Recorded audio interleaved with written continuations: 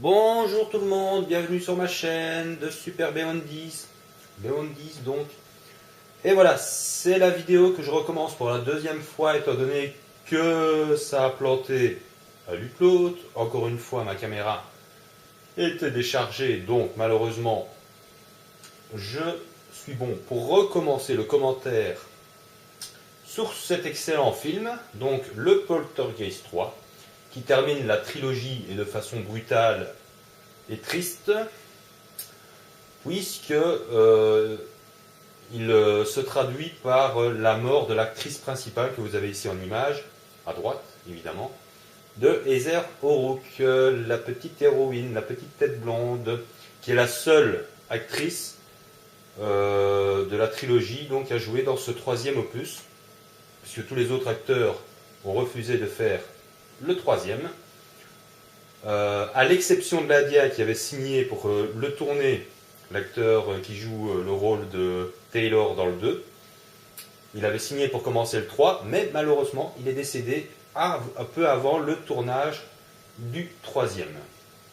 Et bien sûr, j'oublie l'actrice qui joue le rôle de Tangina, qui elle aussi a accepté de jouer dans ce troisième opus. Mais pendant le tournage, il y a eu un décès dans sa famille et elle a quitté le film, entre guillemets. Elle a quitté le film suite au décès d'une personne dans sa famille. Donc, pour petite info, d'ailleurs, cette actrice est morte récemment. Hein, je pensais qu'elle était très vieille déjà à l'époque. Donc, ce film a été tourné en 88. Moi, je pensais qu'elle avait déjà un certain âge. Hein, quand on la voit, on dirait quand même que c'est une des jeunes dames, une bonne cinquantaine, soixantaine d'années. Et elle est décédée, je crois, en 2010 ou quelque chose comme ça. Enfin bon. Mis à part donc Tangina, il n'y a donc plus que Heather O'Rourke, qui était assez triste d'ailleurs, hein, de ne plus retrouver entre guillemets ses amis du premier et du deuxième film, hein, parce qu'elle avait lié des liens quand même assez sympathiques avec les acteurs. Comme vous le voyez sur l'image ici de fond, à gauche, l'acteur qui joue le révérend Ken, forcément c'est un autre acteur, puisque l'acteur du 2 est décédé, mais ça tout le monde le savait, qu'il était condamné, comme vous pouvez le voir sur la vidéo test du Poltergeist 2 que j'ai faite. Donc, en fait, ce troisième film est pour moi très bien. Il aurait même pu être excellent s'il n'y avait pas eu le gros couac de la fin de ce film. Je vais vous en parler dans quelques minutes, mais d'abord, j'aimerais bien retrouver ma télécommande. Changer peut-être un petit peu l'image de fond. Pas rester pendant 10 minutes, un quart d'heure sur la vidéo test. Oui, c'est pas la bonne télécommande, super. Alors je vous cache pas, je suis un petit peu énervé parce que je viens jouer au Resident Evil 6 juste avant pour avoir un trophée. Et j'ai pas réussi à l'avoir tout simplement pour un truc de merde. On arrive même à se faire repérer quand on doit tuer 2 cafards à la con, alors que je tirais à l'arbalète en silencieux si vous voulez, hein, donc pas des carreaux explosifs. Enfin bon, bref, ça n'a rien à voir avec cette vidéothèse, je suis complètement hors sujet. Mais voilà, c'est la petite anecdote de ce putain de Resident Evil 6 qui, décidément, prend plus la tête que du plaisir pour le moment. Donc je suis bien content d'avoir fini les vidéos sur la campagne d'Ada, là, parce que j'en avais un tout petit peu marre. Et je suis vraiment très content de reprendre le Resident Evil 4. De le continuer donc, ce qui fera plaisir à Rafi aussi, clin d'œil en passant. Et donc revenons donc à Poltergeist 3. Voilà. Donc l'originalité de ce troisième opus, c'est que ça change complètement d'ambiance. Ça se passe dans une grande ville, ce n'est plus dans des banlieues typiquement américaines comme dans le 1 et dans le 2. Et ça se passe dans un building, un immense building. Les acteurs sont excellents. En particulier la jeune actrice qui avait 18 ans à l'époque, Lara Flynn Boyle, qui joue le rôle de la cousine de Caroline, hein, donc Donna, qui porte presque le même prénom en hommage à l'actrice qui jouait Dana, la sœur de Caroline, dans le 1. Hein, donc rappelez-vous, hein, la première actrice à être décédée durant ses films, Dominique Dune donc. Donc elle là pour le comble, elle s'appelle Donna, elle s'appelle pas Dana, mais bon, ça se rapproche assez. Et je trouve que cette actrice était très, très mignonne et elle n'a pas eu la carrière qu'elle mérite, hein, parce que j'ai regardé sur internet un petit peu pour prendre des renseignements sur elle. Elle n'a pas vraiment fait d'autres films. Elle a fait pas mal de téléfilms et de films, mais elle n'a jamais vraiment percé. Elle n'est pas très connue. Et maintenant, elle ressemble plus à un mannequin qu'autre chose. Donc c'est un peu dommage, mais enfin bon, bref, ça malheureusement, c'est, on va pas dire la tristesse du vieillissement, mais bon, on voit quand même, parfois ça fait un peu mal au ventre de voir, quand on regarde pour des acteurs ou des actrices 20 ans plus tard ce qu'ils sont devenus, quelquefois ça fait un peu mal, quoi. Enfin bref. Donc ce film a été tourné en 88 et le réalisateur s'est vraiment amusé avec des jeux de miroirs et avec des doublures. Et c'est vraiment très bien fait, c'est franchement super bien fait. On ne peut rien reprocher au film, l'ambiance, la musique, le rythme même, sont très bien, même l'espèce de psychiatre complètement merdique est joué vraiment par un excellent acteur. C'est assez convaincant, hein. Le mec est complètement... il interprète tout, il trouve toujours une réponse à tout, même à l'évidence, il trouve encore le moyen de nier ce qu'il voit, quoi. Donc c'est assez spécial, et l'acteur est vraiment très bon. Alors qu'est-ce qui s'est passé? Pourquoi est-ce que ce film a été détesté, descendu par la critique, et en même temps détesté par les fans? Ben, tout simplement pour deux bonnes raisons, et je peux dire que effectivement, bon, c'est pour avoir été sur le lieu au cinéma, donc cette année-là, j'ai pu voir les réactions à la fin du film. Et c'est vrai qu'à la fin du film, désolé pour le spoil, hein, je vais forcément spoiler pour la fin du film, mais c'est inévitable pour une vidéotest pour celui-ci, pour le 3 en tout cas, il faut savoir que le film était terminé. C'était tranquille, tout était bien fait, le réalisateur a fait son truc. Il y avait même, on peut voir dans les scènes bonus qu'ils avaient préparé des mannequins gelés et tout ça. Lorsque Tante Pat retrouve sa famille complètement gelée dans le monde de Ken. Et bon, voilà, la fin avait été faite. Mais ça n'a pas plu à la maison de production, là, la Garner ou je sais pas quoi, hein, je sais plus le nom de cette boîte de production, qui ont demandé au réalisateur de refaire la fin. Alors je ne sais pas ce qui est devenu des rushs de la vraie fin. Apparemment, elle n'a jamais existé en bonus et ça a probablement été détruit ou voilà, je ne sais pas moi. Un truc là-dedans parce que sinon, je pense qu'on l'aurait rajouté pour rendre hommage à Heather O'Rourke. Hein, on aurait eu le film avec la vraie fin des années plus tard, quoi, dans les DVD. Mais apparemment, ça a dû être détruit. Donc, ça a obligé le producteur à retourner la dernière scène, quoi, la dernière scène de fin. Tout ça pour la pression de cette chaîne de télévision de merde. Alors qu'il savait que Heather O'Rourke était malade. Elle avait la maladie de Crohn, une maladie de Crohn, enfin une maladie qui était encore assez mal connue à cette époque-là. D'ailleurs, les pauvres, les médecins ils ont mis longtemps à diagnostiquer cette maladie chez la petite. Ça a pris 3 ans au moins avant de le diagnostiquer convenablement.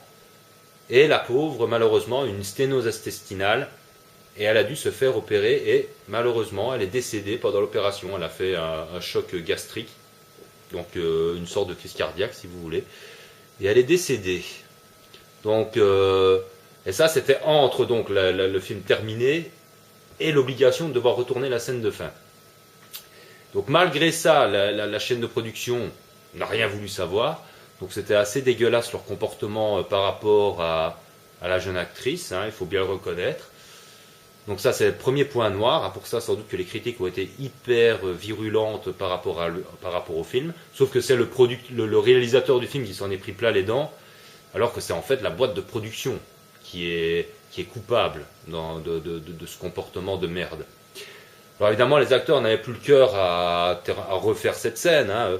Même Todd Gina, qui est l'actrice qui avait donc quitté le plateau pour le décès de sa famille et qui là a été de nouveau disponible, on va dire. Donc elle est revenue pour retourner une nouvelle scène finale. C'est pour ça qu'on la revoit à la fin du film. Mais les acteurs, voilà, n'avaient plus le cœur de jouer. Ils étaient tous sous le choc de la mort de la petite. Donc franchement. Et alors, le producteur, lui, n'a pas eu d'autre choix que de prendre la doublure d'Heather O'Rourke. Et c'est pour ça qu'on ne voit pas Caroline de face on la voit de dos dans la scène finale, tout simplement parce que c'est sa doublure, puisque ce n'est pas l'actrice, elle n'est plus là.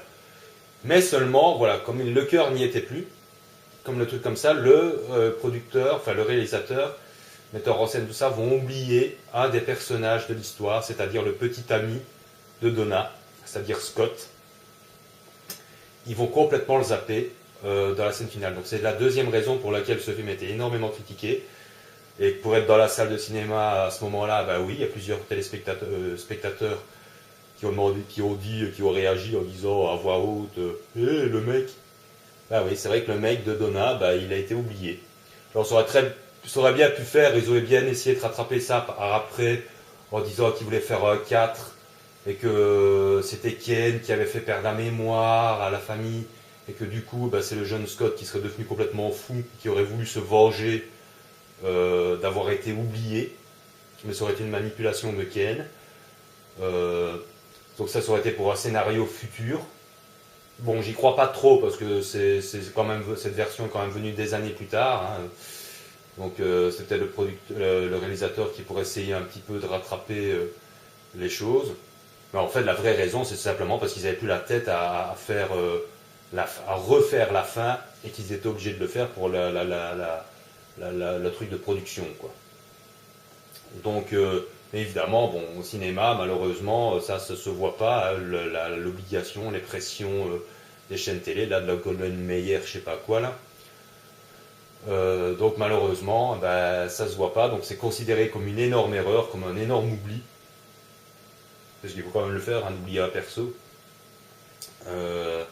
Même s'il y avait la bonne raison, mais ça ne se voit pas, donc évidemment, le film tombe par terre, entre guillemets, à cause de ça. C'est un petit peu comme on dit, vous pouvez faire un excellent film si vous avez une scène complètement débile, comme je le dis, comme dans un western, vous pouvez faire un film magnifique sur un western si à un moment donné vous voyez passer un avion dans le paysage, bah c'est foutu quoi. Voilà, c'est même l'excellent film, même tout le monde oublie que c'est un excellent film, on ne retiendra que la grosse erreur bien visible et en même temps la mentalité de la production, donc de ne même pas respecter une gamine finalement qui a fait la gloire hein, de cette trilogie quelque part.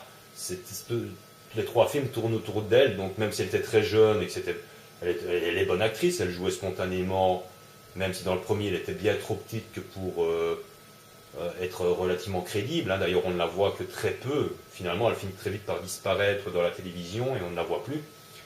Elle était vraiment très petite à ce moment-là, mais enfin bon, il faut quand même reconnaître qu'elle jouait bien son rôle. Et ici, dans le 3, justement, c'est le petit hommage justement que je lui fais, c'est qu'on voyait là, elle avait 12 ans, et je trouve son jeu excellent. Là, il n'y a rien à dire sur le jeu de l'actrice, de trucs comme ça. Franchement, c'était prometteur. C'est encore une fois, voilà, la mort, c'est perdre tout ce qu'on a et tout ce qu'on aurait pu avoir. Donc, ça fait un peu mal au cœur. De voir ça, quand on revoit ça des années plus tard, on se dit maintenant ça fait quand même déjà il y a 25 ans maintenant hein, qu'elle va être décédée, on va dire ça comme ça, il y a 25 ans, et ça, elle est rentrée quand même dans l'histoire du cinéma. Les Poltergeist font partie des films cultes à voir. Il paraîtrait qu'un remake serait en cours de production, mais on entend de tout et du grand n'importe quoi. On dit que c'est Sam Raimi qui s'en occupe, puis on dit que c'est un autre, et puis finalement on dit bah non, il n'y a encore rien de fait. Donc ce sera un remake du 1, paraît-il, mais vous avez remarqué qu'on est en train de faire des remakes d'à peu près tous les films d'horreur qui ont fonctionné dans les années 80, et même dans les années 70 ou 70 en français. Donc ça ne m'étonnerait pas qu'on finirait par nous pondre en Poltergeist. Mais il n'y a aucune date de prévue. Pour l'instant, tout ce que vous pouvez lire sur Internet ne sont que de pures rumeurs, sans fondement. On n'en sait vraiment pas plus. Tout ce qu'on sait, c'est que le projet est sur la table. Mais il était déjà prévu qu'il sorte en 2012. On est en 2013. Ça n'arrête pas d'être porté. Et tout ça, évidemment, peut-être pour des problèmes voilà, comment est-ce qu'on pourrait dire ça, comment est-ce qu'on appelle ça, pas de la suspicion, comment est-ce qu'on appelle ça, des gens qui croient allez, c'est pas de la suspicion, Enfin bref, vous m'aurez compris, vous aurez trouvé le mot vous-même, hein, c'est voilà quoi, c'est la superstition, voilà, c'est le mot que j'ai cherché. Désolé, mais il est tard, et donc comme je dis, j'avais un petit peu la tête à autre chose, mais je tenais vraiment à refaire cette vidéo test sur le Poltergeist 3 pour enfin en avoir terminé et pouvoir m'occuper aussi d'autres films. Comme c'est la deuxième fois aussi que je la recommence.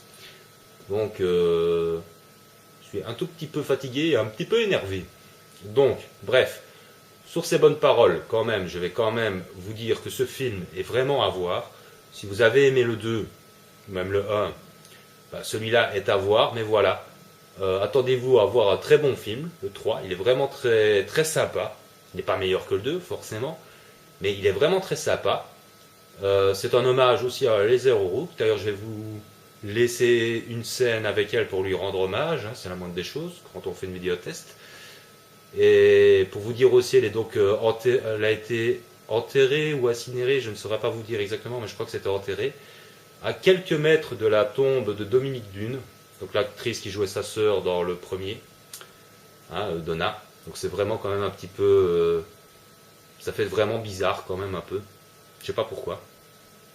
Il y a des destins comme ça brisés qu'on se demande vraiment le pourquoi. Hein. Quelles que soient les croyances, je comprendrai jamais une mort violente, une mort inutile, une gosse de 12 ans qui meurt d'une maladie, ou en tombant dans l'eau, ou je sais pas quoi. Enfin, je sais bien qu'il y a des gens qui croient en Dieu, qui écouteront peut-être ma vidéo, mais franchement, s'il y a un sens à tout ça, franchement, je le cherche encore. Hein. Pourvu que, hein, c'est la seule chose que je peux dire, pourvu qu'il y ait un sens à tout ce merdier. Quoi. C'est la seule chose que je peux dire. Bref, si vous aimez les bons films, n'hésitez pas à le regarder aussi. Celui-là, il vous plaira vraiment, mais donc, ne vous étonnez pas de la fin. Vous connaissez maintenant les raisons pour lesquelles la fin a été bâclée, et donc de l'erreur qui s'est mise dedans. C'est pas au réalisateur qu'il faut en vouloir, c'est à la maison de production. Et c'est vraiment dommage que les rushs de la vraie fin ont été sans doute foutus à la poubelle puisqu'ils devaient refaire la scène finale, parce que ça c'est vraiment dommage, parce que j'aurais vraiment été curieux de voir la vraie scène de fin qui avait été faite par le producteur et qui n'a soi-disant pas plu à la maison de production. Sur ce, je vais vous laisser avec la petite scène d'hommage à l'actrice, Heather O'Rourke. On voit quand même sur son visage qu'elle était quand même marquée par la maladie. Elle prenait de la cortisone, donc on voit qu'elle était un petit peu gonflée dans la figure. Ça aussi, on pourrait polémiquer sur les parents, de dire quand on a une gosse malade, la faire tourner dans un film. Bon, ce sera à chacun de juger ça. Hein. Je ne sais pas à quel stade était sa maladie, d'après ce qu'on me dit, enfin d'après ce que j'ai pu lire, elle allait bien. Elle avait été opérée une première fois et tout s'était bien passé. Et il me semblait qu'il ne devait plus y avoir de soucis. Puis il y a eu la sténose 3 mois plus tard, quoi. Donc et la sténose a été fatale pendant l'opération. Ça a été un choc septique. Mais ça, personne ne pouvait le prévoir en plus à cette époque-là. Et de toute façon, la sténose intestinale reste une cause de mortalité assez énorme. Même si la médecine a évolué, c'est quand même une opération à risque, toujours de nos jours. Hein, donc imaginez dans les années 80, évidemment. Donc sur ce, profitez bien de ces films. Je vous conseille donc moi surtout le 2. Bon, forcément, si vous les regardez, regardez-les tous les 3. Ils méritent le détour, parce que franchement, le Poltergeist 3, malgré toutes les critiques que vous pourriez lire sur Internet, désolé, mais les 2 derniers films que j'ai vus, là, Possédé et Sinister, franchement, c'est de la merde à côté de Poltergeist 3, tout simplement. Que ce soit sur le rythme, que ce soit sur le jeu d'acteur, que ce soit sur l'ambiance d'un film, que ce soit... Enfin, je suis peut-être un peu sévère avec Possédé, mais franchement, parce que j'avais mis une vidéo en plus de ce film-là, j'en attendais beaucoup, et je me suis fait avoir avec le fait que je croyais voir un excellent remake de l'Exorciste, parce que tout le monde passait son temps à le dire sur Internet, et finalement, il en est très très loin. Il n'atteint vraiment pas la cheville de l'exorciste de Franklin, je ne sais pas comment on prononce, de 1973, 73. Il en est vraiment très très très loin. Pour des tas d'autres raisons, mais comme je dis, je ne fais pas de vidéo test sur des films que je n'aime pas, ou qui m'ont déçu, des choses comme ça, parce que c'est chacun ses goûts. Moi, je fais des vidéos sur des films que j'aime.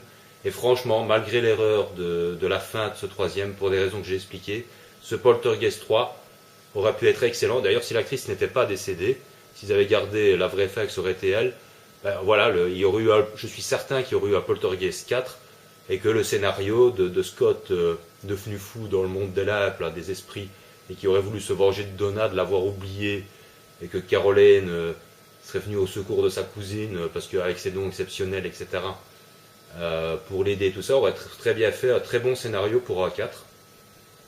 Et alors à la place de faire un remake, pourquoi ne pas faire une suite, faire un Poltergeist 4, avec d'autres actrices forcément, mais qui ressemblerait à Donna et qui ressemblerait à Caroline, hein, donc aux actrices de l'époque.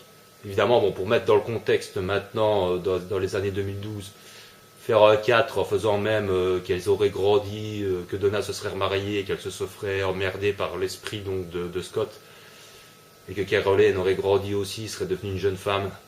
Tout ça, il y a moyen de trouver des acteurs qui pourraient leur ressembler quelques années plus tard, mais enfin bon, c'est un petit peu anachronique, quoi, même si ça ne se verrait pas des masses, hein, puisque c'est pas parce qu'il y a des GSM maintenant que voilà, à cette époque-là, il n'y en avait pas, mais on peut très bien jouer sur quelques années, et puis voilà, parce que c'est pas flagrant non plus de voir un décalage, c'est pas un film des années 50 non plus, quoi. Hein.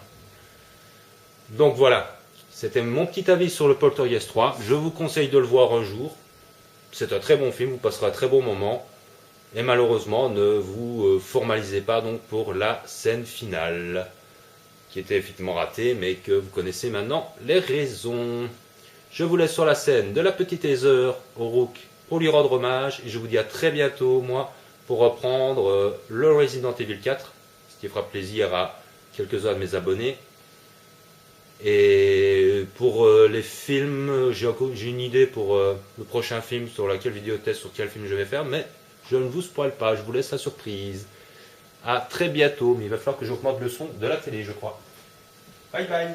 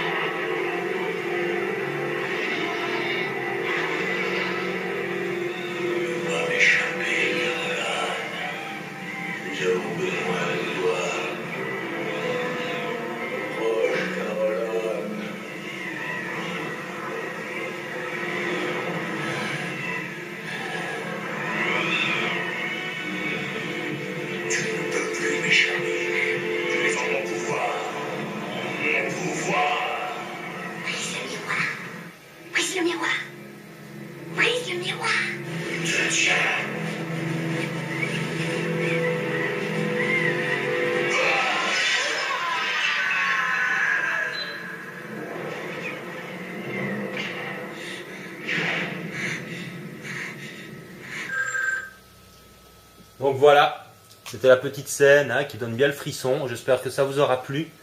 Et moi, je vous souhaite une très bonne nuit et ne pas faire de cauchemars. Ne pas faire de cauchemars. Portez-vous bien, prenez soin de vous surtout et de ceux que vous aimez. Bye bye. Je crois en 2010 ou quelque chose comme ça. Enfin bon. Mis à part donc dans Gina, il n'y a donc plus que Heather O'Rourke, qui était assez triste d'ailleurs, de ne plus retrouver entre guillemets ses amis du premier et du deuxième film, parce qu'elle avait lié des liens quand même assez sympathiques avec les acteurs. Comme vous le voyez sur l'image ici de fond, à gauche, l'acteur qui joue le révérend Ken, forcément c'est un autre acteur, puisque l'acteur du 2 est décédé, mais ça tout le monde le savait, qu'il était condamné, comme vous pouvez le voir sur la vidéo test du Poltergeist 2 que j'ai faite. Donc, en fait, ce troisième film est pour moi très bien. Il aurait même pu être excellent s'il n'y avait pas eu le gros couac de la fin de ce film. Je vais vous en parler dans quelques minutes. Mais d'abord, j'aimerais bien retrouver ma télécommande. Changer peut-être un petit peu l'image de fond. Le troisième, à l'exception de Ladia qui avait signé pour le tourner, l'acteur qui joue le rôle de Taylor dans le 2, il avait signé pour commencer le 3, mais malheureusement, il est décédé un peu avant le tournage du troisième.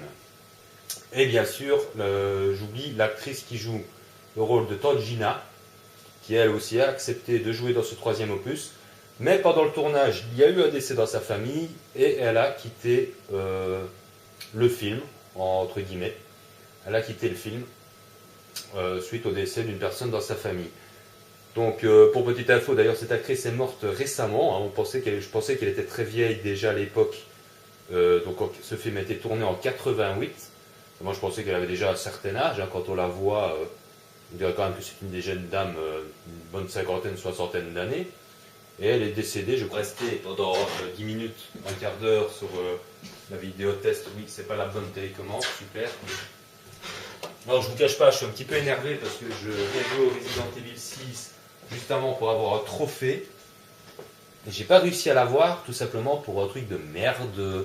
On arrive même à se faire repérer quand on doit tuer 2 cafards à la con, alors que je tirais à l'arbalète en silencieux, si vous voulez, hein, donc pas des carreaux explosifs. Enfin bon, bref, ça n'a rien à voir avec cette idiotesse, je suis complètement hors sujet. Mais voilà, c'est la petite anecdote de ce putain de Resident Evil 6 qui, décidément, prend plus la tête que du plaisir pour le moment. Donc je suis bien content d'avoir fini les vidéos sur la campagne d'Ada, là, parce que j'en avais un tout petit peu marre. Et je suis vraiment très content de reprendre le Resident Evil 4. De le continuer donc, ce qui fera plaisir à Rafi aussi, petit clin d'œil en passant. Et donc revenons donc à Poltergeist 3. Voilà. Donc l'originalité de ce troisième opus, c'est que ça change complètement d'ambiance. Ça se passe dans une grande ville, ce n'est plus dans des banlieues typiquement américaines comme dans le 1 et dans le 2. Et ça se passe dans un building, un immense building. Les acteurs sont excellents. En particulier la jeune actrice qui avait 18 ans à l'époque, Lara Flynn Boyle, qui joue le rôle de la cousine de Caroline, hein, donc Donna, qui porte presque le même prénom en hommage à l'actrice qui jouait Dana, la sœur de Caroline, dans le 1. Hein, donc rappelez-vous, hein, la première actrice à être décédée durant ces films, Dominique Dune donc. Bonjour tout le monde, bienvenue sur ma chaîne de Super Beyond 10 donc. Et voilà, c'est la vidéo que je recommence pour la deuxième fois, étant donné que ça a planté à l'upload. Encore une fois, ma caméra était déchargée, donc malheureusement, je suis bon pour recommencer le commentaire sur cet excellent film, donc le Poltergeist 3. Qui termine la trilogie et de façon brutale et triste, puisque il se traduit par la mort de l'actrice principale que vous avez ici en image, à droite évidemment, de Heather O'Rourke, la petite héroïne, la petite tête blonde, qui est la seule actrice de la trilogie donc à jouer dans ce troisième opus, puisque tous les autres acteurs ont refusé de faire